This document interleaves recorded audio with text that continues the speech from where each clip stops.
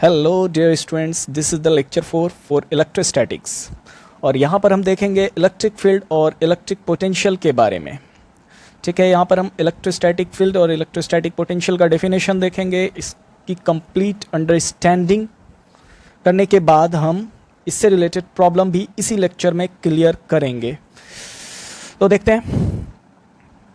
First of all हमने electric field के definition को देखना है। फर्स्ट ऑफ ऑल हमने इलेक्ट्रोस्टैटिक फील्ड के डेफिनेशन को देखना है और इलेक्ट्रोस्टैटिक फील्ड होता क्या है ये देखते हैं। सबसे पहले इलेक्ट्रिक फील्ड जो होता है, फील्ड का मतलब एरिया या क्षेत्र। आप तो जानते ही होंगे फील्ड का मतलब क्या होता है, एरिया या क्षेत्र। तो यहाँ पर भी फील्ड है।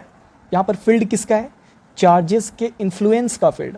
आपको पता है चार्जेस एक दूसरे पर फोर्स एक्सर्ट करते हैं और वो फोर्स एट्रैक्टिव भी हो सकते हैं और रिपल्सिव भी हो सकते हैं। तो फील्ड का मतलब यहाँ पर area of influence of A charge, यही होगा सिंपल। तो यही हमने लिखा है यहाँ पर, आपको दिख रहा है। The space around any charge, the space around any charge where electric force is experience due to that charge is known as electric field. ठीक है, यानी कि किसी चार्ज के सराउंडिंग का वो एरिया जहाँ तक उस चार्ज के कारण किसी अदर चार्ज पर फोर्स एक्सपीरियंस हो सके, that is called electric field. Clear. अब आपको इसको ऐसे समझ सकते हो जैसे कोई एक चार्ज है। ओके, मान लो ये कोई प्लस क्यू चार्ज है। अब देखो आप इसको प्लस Q1 मान लो। अब देखो इससे समथिंग डिस्टेंस पे कोई दूसरा चार्ज रख दो आप। मान लो ये प्लस Q2 रखा आपने और ये R डिस्टेंस है। अब देखना इस Q1 के कारण इस Q2 पे जो यहाँ पर फोर्स लगेगा वो कितना होगा, K Q1 Q2 by are square. और ये जो फोर्स इस Q2 पे होगा वो रिपल्सिव होगा। क्लियर। अब आप ये समझो कि ये जो फोर्स है F is equal to K Q1 Q2 by are square, ये डिपेंड करता है चार्जेस के मैग्नीट्यूड पे और उनके बीच के डिस्टेंस पे। यानी फोर्स जो है वो inversely proportional to square of distance between them. यानी चार्जेस के बीच का सेपरेशन बढ़ाते जाओ तो फोर्स घटता जाएगा। ये तो क्लियर है ही आपको। अब आप देखो यहाँ पर कोई चार्ज क्या था, Q1 चार्ज था और दूसरा चार्ज क्या था, Q2 चार्ज था। It's okay. दूसरा चार्ज क्या था, Q2 और इनके बीच का डिस्टेंस R था। अब आप समझ जाओ इसको फिक्स रहने दो और इसको खिसकाओ, यहाँ ले आओ, इस Q2 को यहाँ ले आओ। और जैसे जैसे डिस्टेंस बढ़ाते जाना इनके बीच का फोर्स का स्ट्रेंथ क्या होगा, घटता जाएगा। और एक वक्त ऐसा आएगा जहाँ पर फोर्स लगभग इतना डिस्टेंस बढ़ा दो जहाँ पर फोर्स लगभग इस चार्ज के कारण फोर्स क्या हो जाए, ज़ीरो हो जाए। तो क्लियर है। इसका मतलब क्या हुआ कि अगर मान लो कोई Q1 चार्ज है, उससे मान लो यहाँ तक Q2 चार्ज पे समथिंग फोर्स लग पा रहा है। इससे थोड़ा सा और आगे करते हैं तो इस चार्ज के कारण फोर्स ज़ीरो हो जा रहा है। इसका मतलब यहाँ तक ही इस चार्ज का फील्ड है। यानी इस रेडियस में आप इसको जहाँ तक भी इस चार्ज Q2 चार्ज को इस रेडियस में कहीं पर भी रखना, इसके अंदर, इस एरिया के अंदर, दैट इज़ यही एरिया जो हो जाएगा इलेक्ट्रिक फील्ड होगा। हमको लगता है इलेक्ट्रिक फील्ड जो है वो आपको समझ में आ गया होगा यहाँ पर क्या होता है। It's okay. अब हम लोग नेक्स्ट सेगमेंट की तरफ बढ़ेंगे और वो नेक्स्ट सेगमेंट है क्या, इलेक्ट्रिक फील्ड इंटेंसिटी। अभी आपने इलेक्ट्रिक फील्ड देखा, अब इलेक्ट्रिक फील्ड इंटेंसिटी जानेंगे कि इलेक्ट्रिक फील्ड इंटेंसिटी होता क्या है। क्लियर। इलेक्ट्रिक फील्ड इंटेंसिटी भी बोल सकते हो आप, या फिर इलेक्ट्रिक इंटेंसिटी भी बोल सकते हो, या फिर इलेक्ट्रिक फील्ड स्ट्रेंथ भी बोल सकते हो। तो इलेक्ट्रिक इंटेंसिटी होता क्या है वो समझते हैं। इलेक्ट्रिक इंटेंसिटी का डेफिनेशन है, force on unit positive charge is defined as electric intensity और इलेक्ट्रिक फील्ड इंटेंसिटी। किसी यूनिट पॉजिटिव चार्ज पे जो फोर्स लग रहा है वही क्या होगा, यूनिट पॉजिटिव चार्ज पे लगने वाला फोर्स ही क्या है, इलेक्ट्रिक इंटेंसिटी। ये एक वेक्टर क्वांटिटी है और इसको वेक्टर ई से दिखाते हैं। इसको कैसे दिखाते हैं, कैपिटल ई पे वेक्टर, क्योंकि ये वेक्टर क्वांटिटी है। क्योंकि आपको सिंपल है ये क्या, force on unit positive charge, तो फोर्स इज ए वेक्टर, तो इलेक्ट्रिक इंटेंसिटी भी वेक्टर। इसको आप ऐसे समझेंगे, जैसे ऐसे सोचिए Q चार्ज पर कितना फोर्स लग रहा है, F। तो यूनिट पॉजिटिव चार्ज पर कितना फोर्स लगेगा, F/Q। और F/Q ही क्या कहलाता है, इलेक्ट्रिक इंटेंसिटी। क्लियर। तो F/Q क्या है, इलेक्ट्रिक इंटेंसिटी। इसका मतलब क्या हुआ, इलेक्ट्रिक इंटेंसिटी क्या हो गया, F/Q है फोर्स अपॉन चार्ज। क्लियर। तो इलेक्ट्रिक इंटेंसिटी का फॉर्मूला क्या हो गया, E is equal to F by Q. चूंकि ये वेक्टर क्वांटिटी है इसलिए vector E is equal to vector F by Q. अब आपको पता है किसी वेक्टर को, यानी किसी वेक्टर को किसी स्केलर से अगर डिवाइड देंगे तो फाइनल जो रिजल्ट, फाइनल जो मिलेगा हमको वो वेक्टर ही मिलेगा। क्लियर है? यानी E जो है वो क्या है, वेक्टर एफ बाई क्यू। तो ये तो वेक्टर हो गया और ये चार्ज क्या हो गया, स्केलर। किसी वेक्टर को किसी स्केलर से अगर आप डिवाइड करते हो तो आपको क्या मिलता है, वेक्टर मिलता है ऑलवेज। तो इलेक्ट्रिक इंटेंसिटी क्या हो गया, वेक्टर हो गया। अब हमने देखना है फॉर्मूला से ही हम क्या कर लेंगे, इसका डायमेंशन फाइंड आउट कर लेंगे। देखो जैसे फोर्स का डायमेंशन mlt-2, चार्ज का डायमेंशन it, तो ये जो आया mlt-3 I-1 is the dimension of electric intensity. Clear? अब आप फॉर्मूला देख के ही फोर्स यानी न्यूटन और चार्ज यानी कूलम्ब, तो न्यूटन पर कूलम्ब इसका क्या हो गया, एसआई यूनिट। एक और एसआई यूनिट होगा इलेक्ट्रिक इंटेंसिटी का, वो होगा वोल्ट पर मीटर। इसको बाद में जानेंगे कि ये कैसे वोल्ट पर मीटर आता है। क्लियर? अब ये तो आपको पहले ही बता दिया हमने, किसी वेक्टर को स्केलर से डिवाइड देते हैं तो वेक्टर ही रिजल्टिंग मिलता है हमको। तो नेचर जो है इलेक्ट्रिक इंटेंसिटी का क्या है, वेक्टर है। That's all. अब देखो आप, चूंकि फॉर्मूला क्या आया, E is equal to F by Q, ये आया। ठीक है? तो यहाँ से ही जो फोर्स आया वो क्या आ गया, क्यू ई। फोर्स क्या आ गया, क्यू ई। इस F is equal to Q E का मीनिंग क्या हुआ, इस F is equal to Q E का सिंपल मीनिंग ये हुआ कि यहाँ पर अगर मान लो, यहाँ पर अगर ये जो एरो दिख रहा है ना, ये एरो ये इलेक्ट्रिक फील्ड को रिप्रेजेंट कर रहा है। ठीक है? और इन एरोज के बीच का सेपरेशन लगभग सेम है, इसलिए ये कैसे इलेक्ट्रिक फील्ड को रिप्रेजेंट कर रहा है, यूनिफॉर्म इलेक्ट्रिक फील्ड को। मान लो ये इस uniform electric field vector E में कोई चार्ज क्यू रखा हुआ है, तो F is equal to Q E का मीनिंग जो होगा वो क्या होगा, किसी ई इलेक्ट्रिक फील्ड में अगर क्यू चार्ज होगा तो उस पर फोर्स कितना लगेगा, क्यू ई। तो यहाँ पर ये पॉजिटिव चार्ज जो रखा हुआ है इस पर जो फोर्स लगेगा वो क्यू ई लगेगा, लेकिन in the direction of electric field. ठीक है? उसी तरह यहाँ पर उतना ही अमाउंट का अगर नेगेटिव चार्ज है तो फोर्स जो इधर लगेगा, इस डायरेक्शन में फोर्स लगेगा क्या, क्यू ई। फोर्स तो उतना ही लगेगा, बट इस बार चूंकि चार्ज नेगेटिव है इसलिए इस बार जो उस पर फोर्स लगेगा अपोजिट डायरेक्शन में लगेगा। क्लियर? आई थिंक बात आपको समझ में आ गई होगी।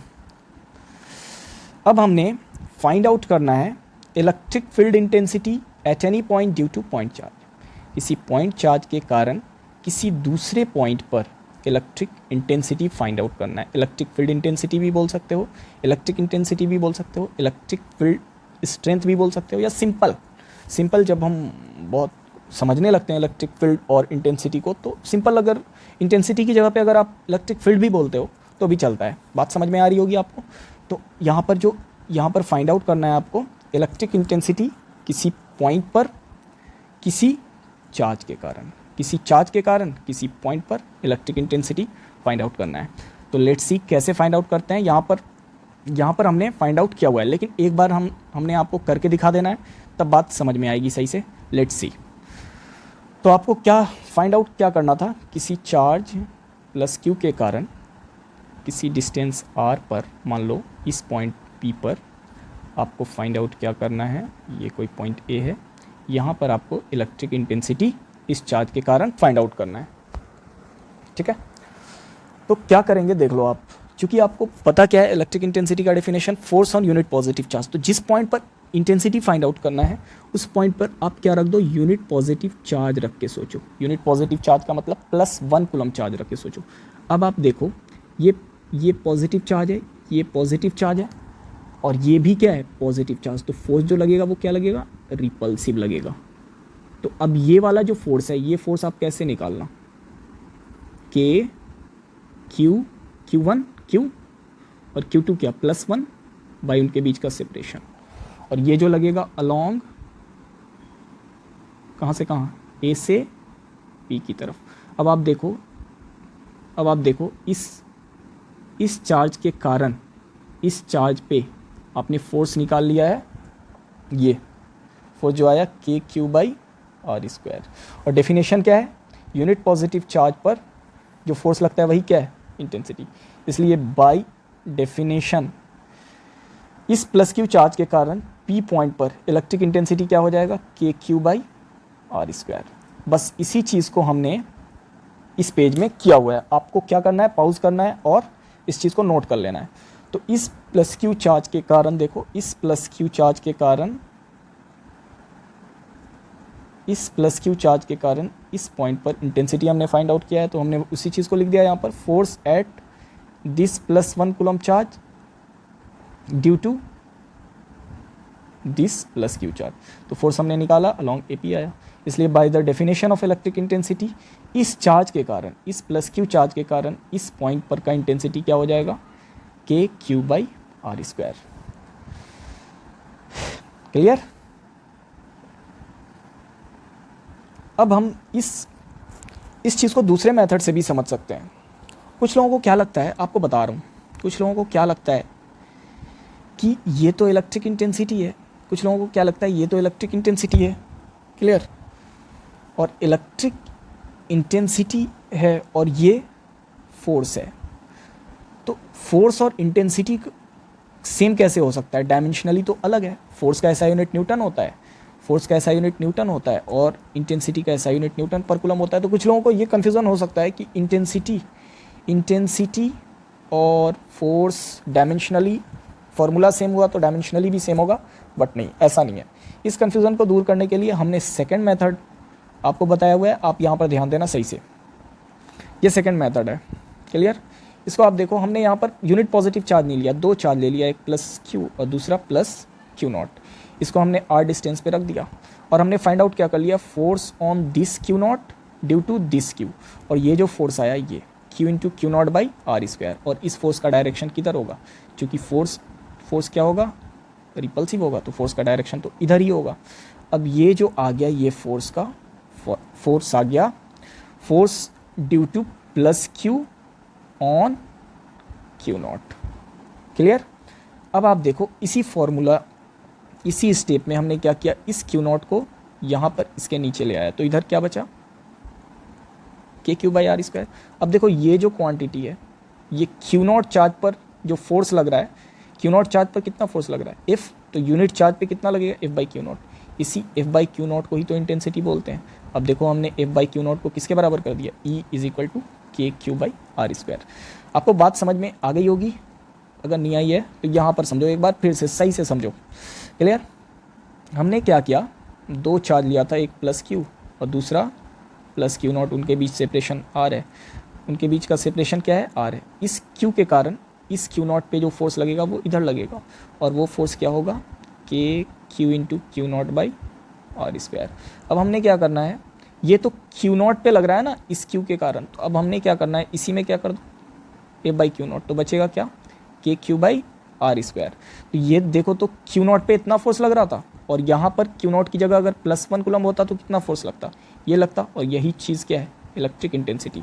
और जो यूनिट पॉजिटिव चार्ज पे जो फोर्स लगता है, that is called electric intensity. I think आपको अब क्लियर हो गया होगा। तो देखते हैं आगे। अब इस चीज़ को देखो, इस चीज़ को याद रखने का तरीका क्या होगा। आपको हमने बोल दिया, क्यू चार्ज दे दिया और आर डिस्टेंस पे आपसे हमने पूछा कि इलेक्ट्रिक इंटेंसिटी क्या होगा, तो आप क्या करना, क्यू चार्ज के कारण आर डिस्टेंस पे इंटेंसिटी का फॉर्मूला डायरेक्ट क्या लिख देना, के Q by are square.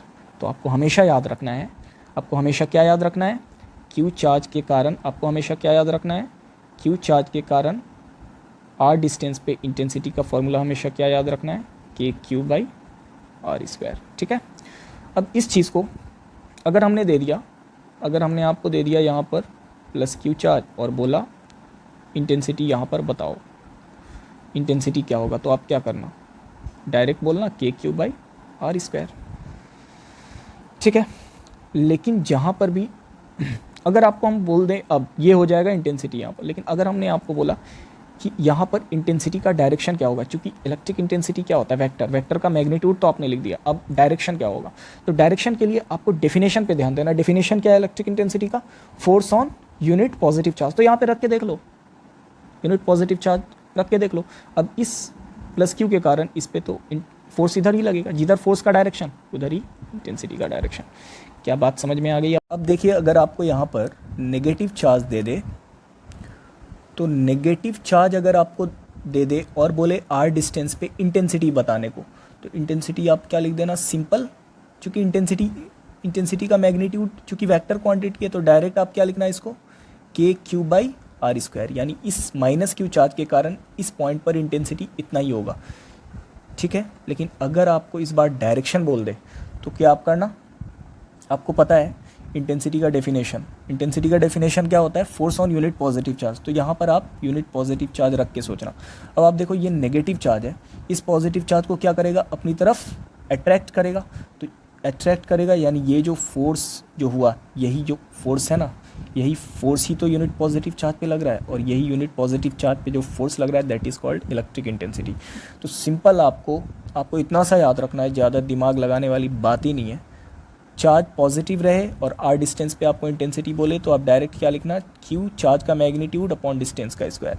Negative रहे तो भी आप क्या लिखना, नेगेटिव चार्ज आर डिस्टेंस पे इंटेंसिटी कैसे लिखना, के चार्ज का magnitude q on r square. दोनों केस में तो आप इंटेंसिटी का मैग्नीट्यूड आंख मूंद करके आप यही लिखना। बट अगर डायरेक्शन पूछ दे तो सिंपल डायरेक्शन के लिए डेफिनेशन पे ध्यान देना, जहाँ पर इंटेंसिटी का डायरेक्शन पूछे वहाँ पर यूनिट पॉजिटिव चार्ज रख के सोचो। तो ये पॉजिटिव चार्ज था, इसके कारण रिपल्सिव फोर्स का डायरेक्शन इधर, तो इंटेंसिटी का डायरेक्शन इधर, क्योंकि force on unit positive charge ही क्या होता है, इंटेंसिटी। अब इस केस में देखो यहाँ पर यूनिट पॉजिटिव चार्ज रख के सोचना, क्योंकि जहाँ पर इंटेंसिटी निकालना है वहाँ पर ऑलवेज आपको क्या रख के सोचना है, यूनिट पॉजिटिव चार्ज, और यहाँ पर रख के सोचना तो यहाँ पर फोर्स अट्रैक्टिव होगा, इसलिए इंटेंसिटी का डायरेक्शन दिस। क्लियर। अब हम लोग आते हैं नेक्स्ट सेगमेंट पे। ये तो क्लियर हो गया, ये रिमार्क्स आपको याद रखना है, याद रखने का तरीका, इंटेंसिटी का फॉर्मूला कैसे याद रखते हैं। अब आते हैं हम लोग नेक्स्ट सेगमेंट पे, वो क्या कहता है देखते हैं। नेक्स्ट सेगमेंट पे हम लोग इलेक्ट्रिक पोटेंशियल का डेफिनेशन जानेंगे। ये इलेक्ट्रिक पोटेंशियल, ठीक है। इलेक्ट्रिक पोटेंशियल क्या है उसका डेफिनेशन देखते हैं। Electric potential at any point of electric field is defined as the work done on bringing unit positive charge from infinity to that point, और ये इट इज़ स्केलर क्वांटिटी और उसको v से दिखाते हैं। यानी जिस तरह electric intensity force on unit positive charge था, यहाँ पर इलेक्ट्रिक पोटेंशियल जो हो गया work on bringing unit positive charge. तो इसको याद रखने का तरीका आप देखना सिंपल ऐसे, अगर आपको बोले क्यू चार्ज को इन्फिनिटी से इलेक्ट्रिक फील्ड के किसी पॉइंट पे लाने में, क्यू चार्ज को इन्फिनिटी से इलेक्ट्रिक फील्ड के किसी पॉइंट पर लाने में अगर W वर्क करना पड़ता है, तो यूनिट पॉजिटिव चार्ज को इलेक्ट्रिक फील्ड के किसी पॉइंट पर इन्फिनिटी से लाने में कितना वर्क करना पड़ेगा, W/Q। यही W/Q is the quantity is known as electric potential. क्या बात आपको समझ में आ गई है। आप क्या करेंगे, इस चीज़ को स्क्रीनशॉट मार के या फिर पॉज करके आप इसका डेफिनेशन कॉपी में लिख लेंगे। तो इलेक्ट्रिक पोटेंशियल का जो फॉर्मूला बना, जैसे देखो फिर से रिपीट करते हैं, क्यू चार्ज को अगर इनफाइनाइट से इलेक्ट्रिक फील्ड के किसी पॉइंट पर लाने में W वर्क करना पड़ता है, तो यूनिट पॉजिटिव चार्ज को लाने में कितना वर्क करना पड़ेगा, W/Q। यही यानी वर्क बाय चार्ज, पोटेंशियल का मतलब क्या हो गया, वर्क बाय चार्ज। यही क्या बन गया, इलेक्ट्रिक पोटेंशियल का फॉर्मूला। क्लियर। अब तो हमने डेफिनेशन देख लिया, डेफिनेशन से ही हम लोग क्या जान जाएंगे, इसका यूनिट एंड डायमेंशन भी। चूँकि फॉर्मूला पता है तो इसका डायमेंशन देखते हैं, पोटेंशियल का डायमेंशन। ऊपर में वर्क है, वर्क का डायमेंशन आपको सबको पता है mL/T-2, चार्ज का डायमेंशन IT। तो यहाँ पर जो बना mL/T-3 I-1 is the dimension of electric potential. ऐसा यूनिट आप फॉर्मूला देख के ही बोल सकते हो। ऊपर में वर्क है यानी जूल, नीचे में चार्ज है यानी कुलम, जूल पर कुलम। और इसी चीज़ को साइंटिस्ट के नाम पर हमने क्या बोल दिया, वोल्ट। यानी जैसे वर्क का ऐसा यूनिट क्या होता है, जूल या फिर किलोग्राम मीटर स्क्वायर पर सेकेंड स्क्वायर। तो किलोग्राम मीटर स्क्वायर पर सेकेंड स्क्वायर को हम जूल बोलते हैं साइंटिस्ट के नाम पे। उसी तरह जूल पर कूलम को हम क्या बोलेंगे, इसका एक नेमिंग यूनिट दिया गया वोल्ट। वोल्ट को अगर आपको कंप्लीट लिखना है तो स्मॉल v से लिखेंगे, और अगर सिंबॉलिक फॉर्म में लिखना है तो कैपिटल V से। उसी तरह CGS यूनिट यहाँ पर आप देख सकते हो, जूल की जगह पे अर्ग होगा और कूलम की जगह पे स्टैट कूलम। CGS यूनिट, इसको कंबाइंडली अगर बोलेंगे स्टैट वोल्ट बोल सकते हैं। चूँकि वर्क है ना, ये वर्क, पोटेंशियल क्या है, वर्क पर यूनिट चार्ज है। यानी यूनिट पॉजिटिव चार्ज को इनफाइनाइट से इलेक्ट्रिक फील्ड के किसी पॉइंट पर लाने में जो वर्क करना पड़ता है that is called electric potential. वही चीज़ क्या है, वर्क है, यानी पोटेंशियल क्या है, वर्क है, और वर्क तो हमेशा स्केलर होता है, इसलिए electric potential is a scalar, ना कि वेक्टर। इलेक्ट्रिक पोटेंशियल क्या याद रखना है आपको, इसका नेचर स्केलर होता है। क्लियर, बात समझ में आ गई होगी। अब हम लोग देखते हैं, जिस तरह हमने क्या देखा था, क्यू चार्ज के कारण आर डिस्टेंस पे इंटेंसिटी देखा था, क्या आता था, के क्यू बाई आर स्क्वायर। उसी तरह हमको अब फाइंड आउट करना है किसी चार्ज क्यू के कारण आर डिस्टेंस पे पोटेंशियल, ये पोटेंशियल फाइंड आउट करना है। इस चीज़ को हमने यहाँ पर सिस्टेमेटिक वे में किया हुआ है, ठीक है। आपको आप एक बार देखो सही से, क्यू चार्ज मान लो पॉइंट ए पर रखा हुआ है और इससे आर डिस्टेंस पे कोई पॉइंट है बी। यहाँ पर इस क्यू चार्ज के कारण यहाँ पर आपको क्या चाहिए, इलेक्ट्रिक पोटेंशियल, ठीक है। तो क्यू चार्ज के कारण, इस क्यू चार्ज के कारण आपको, इस क्यू चार्ज के कारण आपको यहाँ पर इलेक्ट्रिक पोटेंशियल चाहिए। तो पिछला जो तरीका था इलेक्ट्रिक इंटेंसिटी फाइंड आउट करने का, उससे थोड़ा सा डिफ़िकल्ट है इसको समझना। डिफ़िकल्ट क्या है, इसको थोड़ा सा ध्यान से समझेंगे। पिछला क्या था, फोर्स था यूनिट पॉजिटिव चार्ज पे, तो फोर्स तो हम लोग वैसे ही निकाल लिए थे, बात समझ में आ गई थी। लेकिन यहाँ पर इसको आपको थोड़ा सही से समझना है, ठीक है। उसके लिए हम क्या करेंगे, आपको एक वाइट पेज में पहले क्लियर करते हैं, उसके बाद इसमें सिस्टमेटिक वे में किया हुआ है, आपको बात समझ में आ जाएगी, ठीक है। देखते हैं, यहाँ पर देखते हैं, आपको क्वेश्चन क्या है कि इस क्यू चार्ज के कारण आर डिस्टेंस पे आपको पोटेंशियल निकालना है। आर डिस्टेंस पे मान लो पॉइंट बी है, तो आप क्या करना कि आपको करना क्या है, आप इस लाइन पे ही अपने मन से एक पॉइंट ले लेना सी, जो ए से कितने सेपरेशन पे होगा, ए से एक्स डिस्टेंस पे होगा, ये क्लियर। और इसका एकदम नेबरिंग पॉइंट होगा डी, ठीक है, इसका एकदम नेबरिंग पॉइंट होगा डी, और वो डी जो होगा सी से बहुत ही स्मॉल सेपरेशन आगे होगा डी एक्स डिस्टेंस पे। फिर से एक बार समझते हैं इस चीज़ को सही से।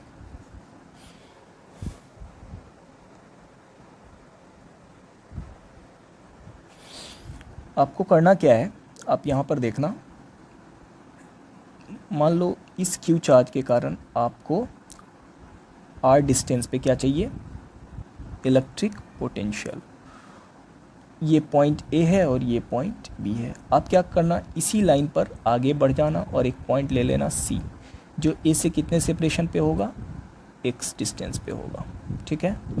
ये पॉइंट सी है।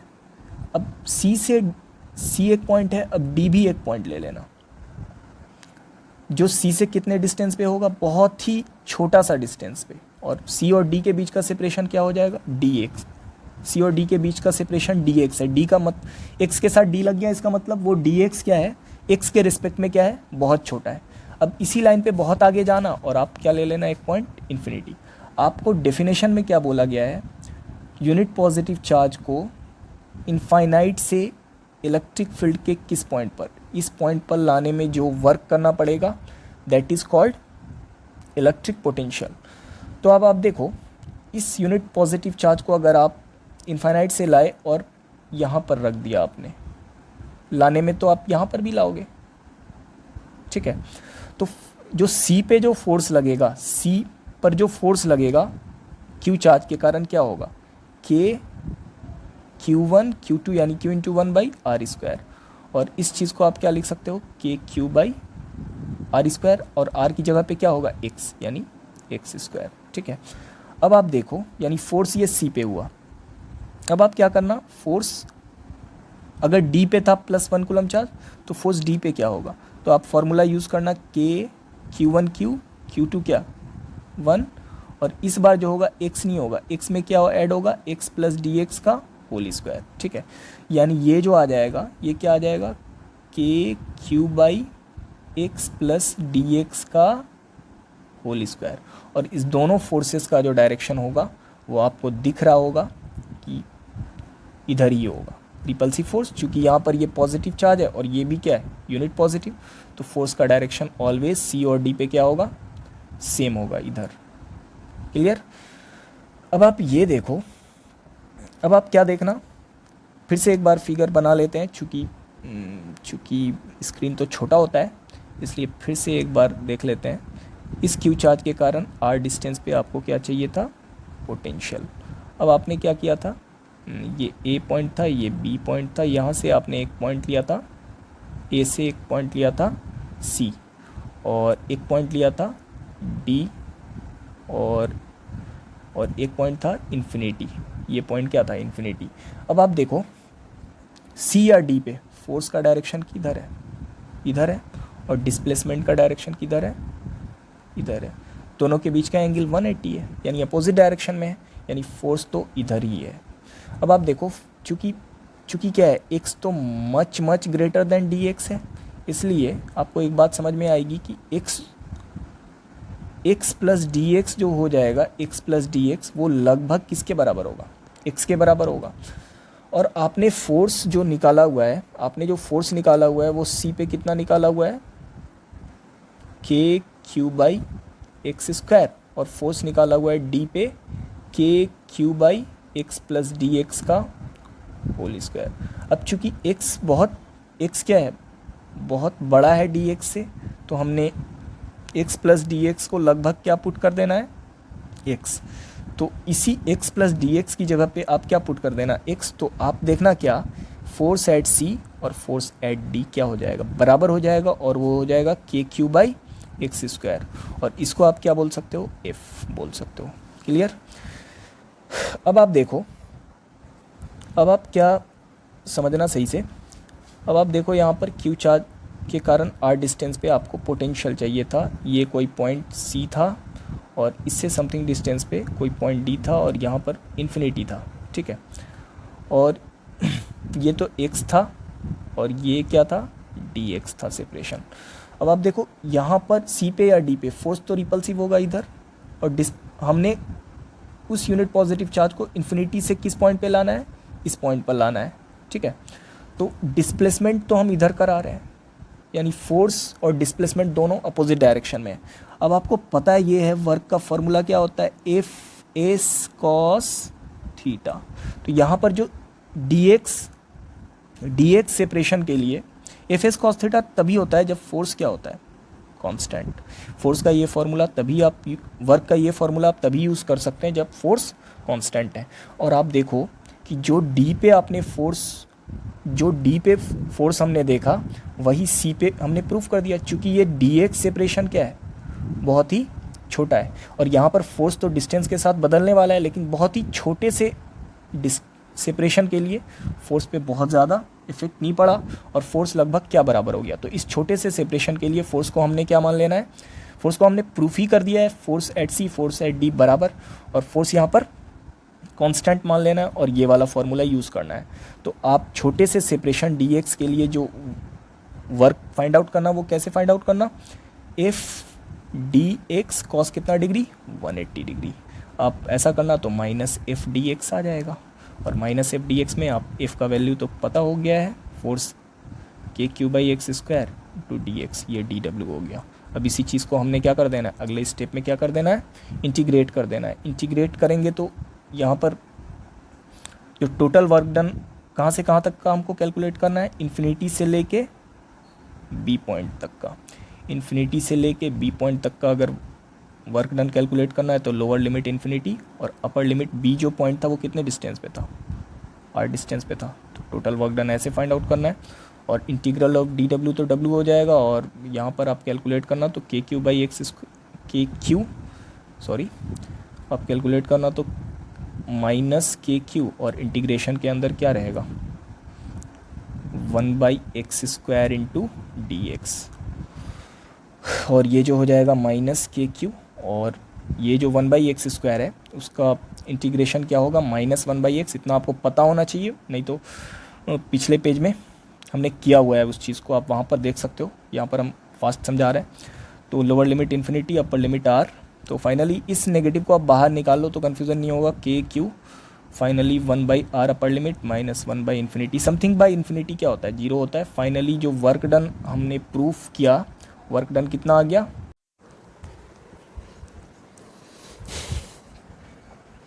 तो यहाँ से वर्क जो कैलकुलेट होके आएगा फाइनली वो कितना आएगा, वो वर्क जो कैलकुलेट होके आएगा वो कितना आएगा, वो W इज इक्वल टू के क्यू बाई आर।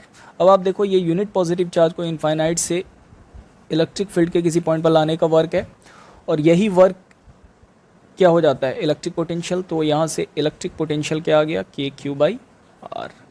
ठीक है, तो इसको याद रखने का तरीका क्या है कि इसको याद रखने का तरीका क्या है, क्यू चार्ज के कारण आर डिस्टेंस पर जो पोटेंशियल अगर आपको बोलेगा तो वो क्या आ जाएगा, के क्यू बाई आर।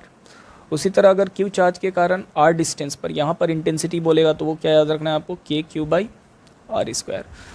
अब आप देखो अगर आपको दे दे प्लस क्यू चार्ज और बोले आर डिस्टेंस पे आप पोटेंशियल लिखो, तो आप क्या करना, पोटेंशियल क्या लिख देना, के क्यू बाई आर। अब आपको अगर बोलेगा कि इस पोटेंशियल का डायरेक्शन क्या होगा, पागल है क्या, डायरेक्शन की बात ही नहीं होगी, बेवकूफ़ी है। चूंकि पोटेंशियल क्या है, स्केलर है। आप क्या सोचने लगते हो, जैसे डायरेक्शन की बात आएगी आप क्या सोचने लगना, यूनिट पॉजिटिव चार्ज रख के सोचने लगना, इस पर फोर्स इधर लगेगा तो आप बोलना इधर है। That is wrong. आपको सिंपल अगर कोई बोल ही नहीं सकता, ऐसा सवाल ही नहीं पूछा जा सकता कि पोटेंशियल का डायरेक्शन क्या होगा, क्योंकि पोटेंशियल क्या है, स्केलर है, तो डायरेक्शन की बात ही नहीं होगी यहाँ पर। हाँ, इंटेंसिटी रहता तो ये डायरेक्शन होता।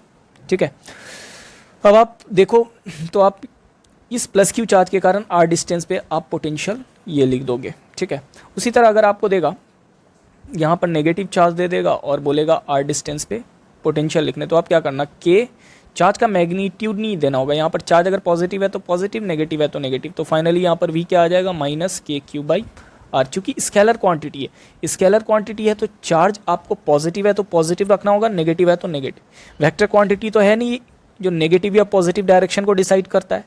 तो स्केलर क्वांटिटी में चार्ज पॉजिटिव है तो प्लस लिखना होगा और नेगेटिव है तो माइनस लिखना होगा। ये बात आपको समझ में आ गई होगी।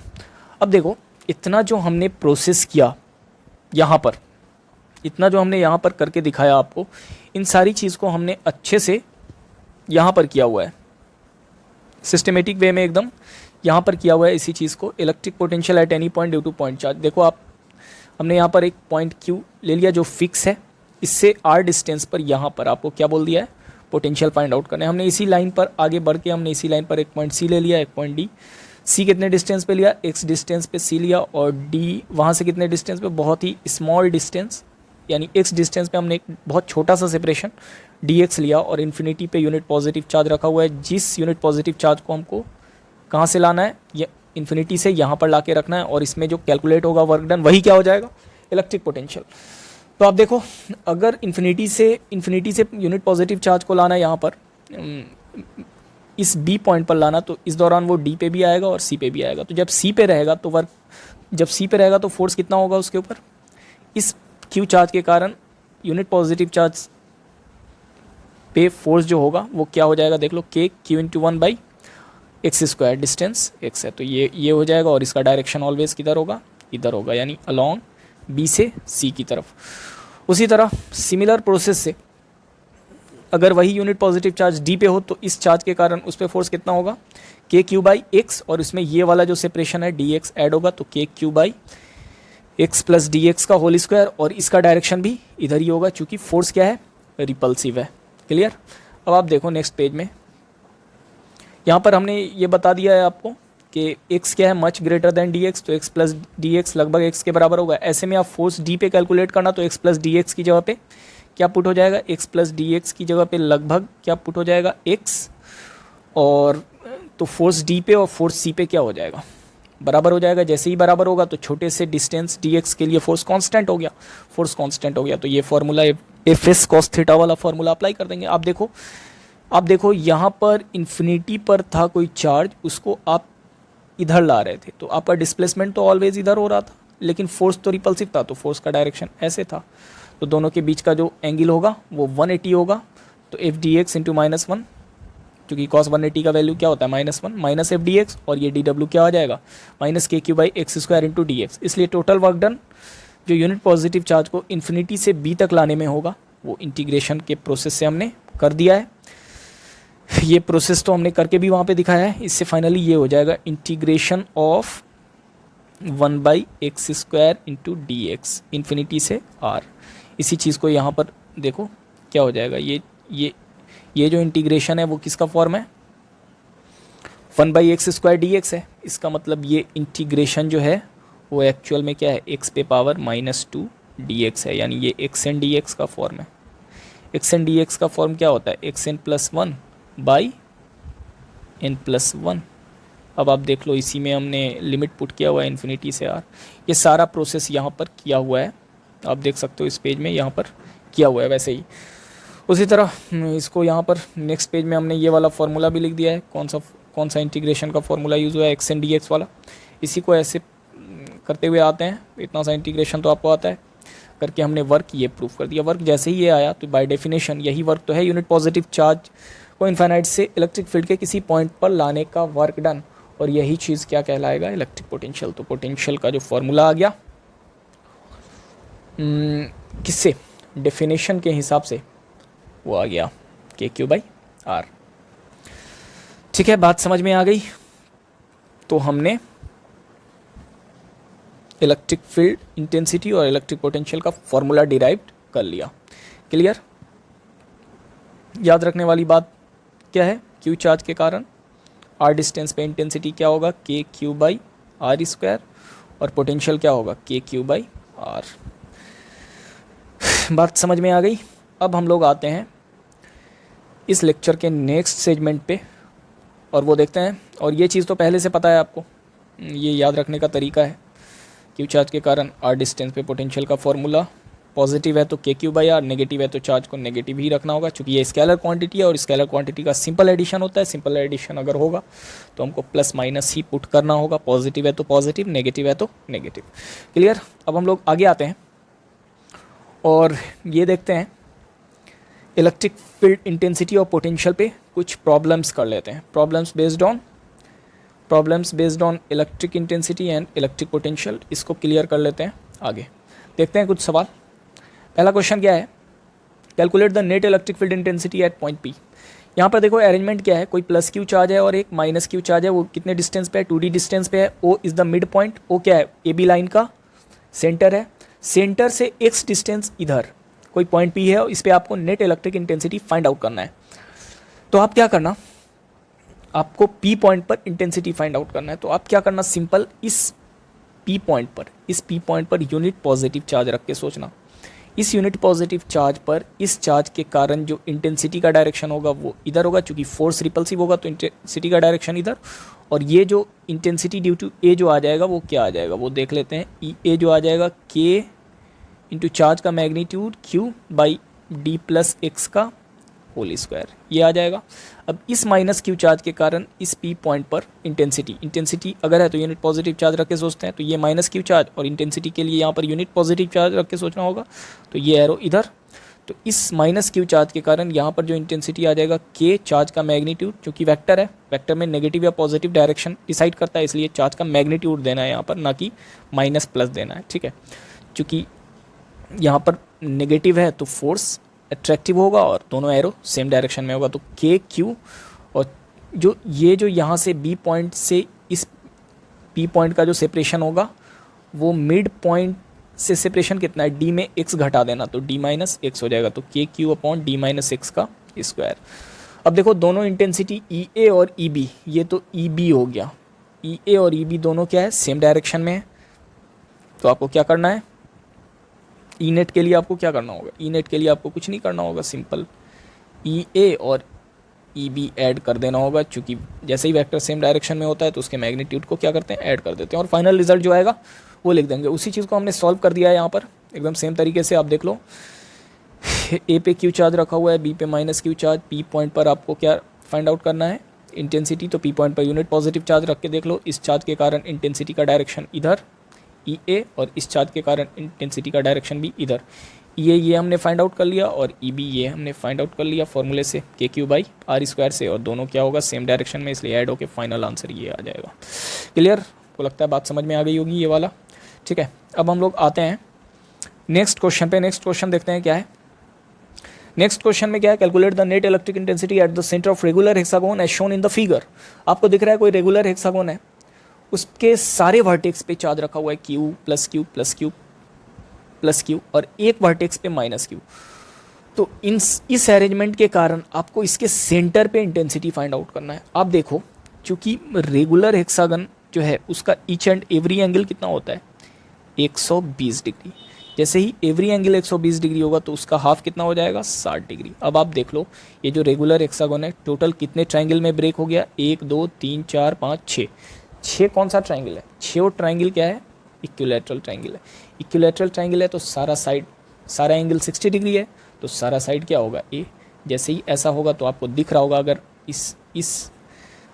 इस रेगुलर हेक्सागन का साइड ए है तो ये बहुत सारे इसमें 6 इक्विलैटरल ट्रायंगल भी दिख रहा है तो इस ट्रायंगल का भी सारा साइड क्या होगा सेम होगा। इसका मतलब क्लियर हो गया कि वर्टेक्स से सेंटर का डिस्टेंस हर जगह क्या होगा ए होगा और हर वर्टेक्स पे क्या है प्लस क्यू चार्ज, एक वर्टेक्स पे क्या है माइनस क्यू चार्ज। तो आप देखो इस प्लस क्यू चार्ज के कारण यहाँ पर इंटेंसिटी क्या हो जाएगा। तो यहाँ पर यूनिट पॉजिटिव चार्ज रख के सोचो आप, ये वाला प्लस क्यू और यहाँ पर यूनिट पॉजिटिव चार्ज रख के सोचना तो इंटेंसिटी का डायरेक्शन ये हो जाएगा इधर रिपल्सिव। और ये जो इंटेंसिटी होगा वो क्या होगा के क्यू और डिस्टेंस का स्क्वायर। अब देखो इस प्लस क्यू के कारण तो इधर हो गया, अब इस प्लस क्यू के कारण यहाँ पर जो इंटेंसिटी होगा सेंटर पे वो क्या हो जाएगा इधर होगा और उसका मैग्नीट्यूड उतना ही होगा ई। अब ये वाला ई क्या कर देगा इसको कैंसिल कर देगा। सिमिलर अब इस चार्ज के कारण यहाँ पर इंटेंसिटी सोचो तो ये पॉजिटिव चार्ज है और यहाँ पर यूनिट पॉजिटिव चार्ज रख के सोचना तो इस पे इंटेंसिटी का डायरेक्शन इधर होगा और ये भी पॉजिटिव चार्ज है और यहाँ पर सेंटर पे यूनिट पॉजिटिव चार्ज रख के सोचना तो इस पे भी इंटेंसिटी ये हो जाएगा। दो फोर्स अपोजिट डायरेक्शन में या दो वेक्टर अपोजिट डायरेक्शन में, दो वेक्टर अपोजिट डायरेक्शन में और वेक्टर का मैग्नीट्यूड सेम तो वो दोनों वेक्टर्स एक दूसरे को क्या कर देंगे कैंसिल कर देंगे। बच क्या गया दो चार्ज।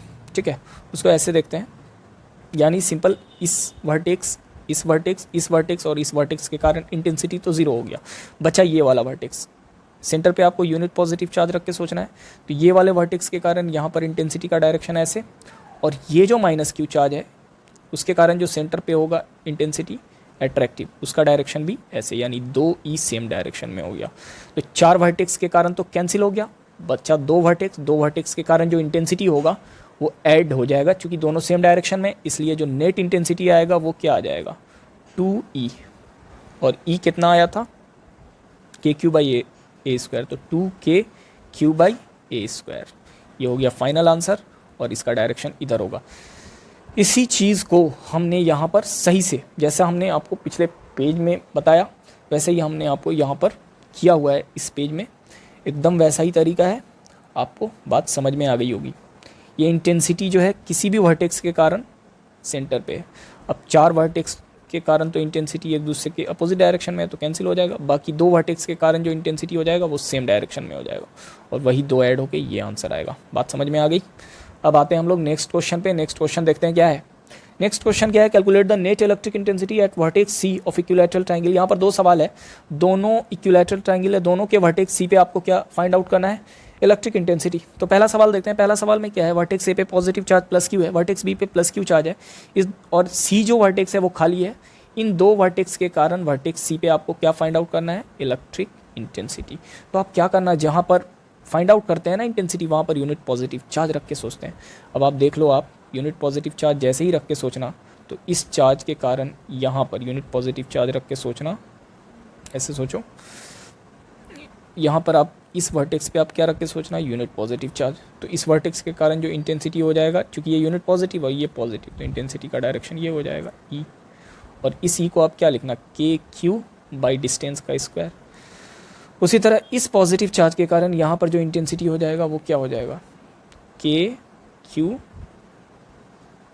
By A square. ये भी क्या हो जाएगा सेम मैग्नीट्यूड ई ही रहेगा। अब आप देख लो, अब आप देखो चूंकि ये इक्विलैटरल ट्रायंगल है तो ये एंगल कितना होगा 60 डिग्री, यानी ईच एंड एवरी एंगल क्या होगा 60 degree, each and every angle क्या होगा 60 डिग्री। अब देखो ये इसका मैग्नीट्यूड और इसका मैग्नीट्यूड एकदम बराबर है और ये एंगल कितना है 60 डिग्री। तो रिजल्टेंट जो जाएगा एकदम बीच से जाने का मतलब यहाँ से कितने डिग्री पे जाएगा 30 डिग्री पे। और ये कैलकुलेट होके कितना आ जाएगा, ये कैलकुलेट होके फॉर्मूला, चूंकि रिजल्टेंट का आपको पता है, रिजल्टेंट वेक्टर का फॉर्मूला क्या होता है रिजल्टेंट के मैग्नीट्यूड का। अगर मान लो 2 वेक्टर है जिसका मैग्नीट्यूड ए और बी है और उसके बीच का एंगल थीटा है तो क्या होता है A square plus B square plus 2ab cos theta, यही होता है ना। तो यहाँ पर आप देखो रिजल्टेंट इंटेंसिटी अगर जो आपको फाइंड आउट करना है, आप देखो दोनों इंटेंसिटी इधर भी ई था और इधर भी क्या था ई था, और उसका एंगल कितना था 60 डिग्री, ठीक है। तो यहाँ पर जो इंटेंसिटी हो जाएगा वो ऐसे होगा ई स्क्वायर प्लस 2e यानी ई स्क्वायर कॉस कितना डिग्री 60 डिग्री, यही होगा। अब इसको जो कैलकुलेट करना तो क्या आ जाएगा 2e square plus 2e square into half cos 60 का मतलब हाफ, 2 से 2 कैंसिल, तो बचा क्या 2e square plus E square 3e square यानी √3e। अब e जो है e का मैग्नीट्यूड तो आपको पता है, तो e रिजल्टेंट क्या आ गया √3k³ क्लियर। तो ये आ गया इस केस का इंटेंसिटी। इस चीज़ को हमने अगले पेज में अच्छे से किया हुआ है, जो चीज़ हमने यहाँ पे बोला वहाँ पर वैसा ही सॉल्व किया हुआ है, ठीक है। अब हम लोग नेक्स्ट क्वेश्चन को देख लेते हैं। ये पिछला क्वेश्चन था जो इस जैसा हमने बताया वो यहाँ पर सिस्टमेटिक वे में हमने सॉल्व किया है, आपको बात समझ में आ जाएगी, ठीक है। आप क्या करना, इसको पॉज करके नोट कर सकते हो, ठीक है। अब हम लोग नेक्स्ट क्वेश्चन देखते हैं जो क्वेश्चन नंबर 2 था। इसी सवाल में 2 क्वेश्चन था। अब नेक्स्ट क्वेश्चन क्या था, वर्टेक्स ए पे पॉजिटिव चार्ज था और वर्टेक्स बी पे नेगेटिव चार्ज, तो आपको सी पे क्या फाइंड आउट करना था इलेक्ट्रिक इंटेंसिटी। तो आप देखो जहाँ पर इंटेंसिटी फाइंड आउट करते हैं ना वहाँ पर यूनिट पॉजिटिव चार्ज रख के सोचते हैं, तो आप देखो ये जो पॉजिटिव चार्ज है और ये यूनिट पॉजिटिव चार्ज, तो इंटेंसिटी तो ऐसा हो जाएगा रिपल्सिव, और इंटेंसिटी क्या होगा k³/a²। अब देखो ये नेगेटिव चार्ज है और सी पे क्या है यूनिट पॉजिटिव रख के सोचते हैं, तो इस बार इंटेंसिटी क्या हो जाएगा अट्रैक्टिव, और इंटेंसिटी जो हो जाएगा k³/a²। अब आप देखो क्योंकि ये एंगल 60 डिग्री है और एक स्ट्रेट लाइन 180 का होता है, तो एक 180 में 60 घटाना, तो ये 2e जो है ये और ये इसके बीच का एंगल कितना आ जाएगा 120, और दोनों e का जो मैग्नीट्यूड है वो क्या है बराबर है, दोनों e का मैग्नीट्यूड क्या है बराबर है, तो रिजल्टेंट एकदम बीच से जाएगा, तो रिजल्टेंट का डायरेक्शन ये होगा। आप देखो दोनों e जो है उसका मैग्नीट्यूड क्या है k³/a² और उनके बीच का एंगल 120 डिग्री है।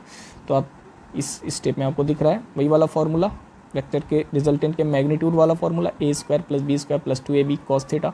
तो e² देखो आप जो है ना रूट के अंदर k³/a² रखना, तो ये जो कैलकुलेशन लेंदी लगने लगेगा, तो आप सिंपल रखो e, क्योंकि ये इसका मैग्नीट्यूड भी e है और इसका मैग्नीट्यूड भी e, दोनों बराबर ही है। तो आपको उतना लेंदी नहीं करने के लिए आप रूट के अंदर क्या रखो e² + 2e इंटू ई cos 120। cos 120 डिग्री का वैल्यू -½ होता है, तो 2 से 2 वैसे ही कैंसिल हो गया, तो बचा क्या 2e² - e² बचा रूट के अंदर e² जो बाहर निकल के क्या हो जाएगा e, और e का वैल्यू आपको पता है k³/a²। इस केस में जो रिजल्टेंट आ गया सेकंड सवाल में k³/a², और इस रिजल्टेंट का डायरेक्शन ऐसे होगा, यानी हॉरिजॉन्टल से कितने डिग्री पे होगा ये 60 डिग्री पे। क्लियर। तो आई होप आपको बात समझ में आ गई होगी। आज यहीं तक रहने देते हैं, बाकी नेक्स्ट लेक्चर में देख लेंगे। बाय।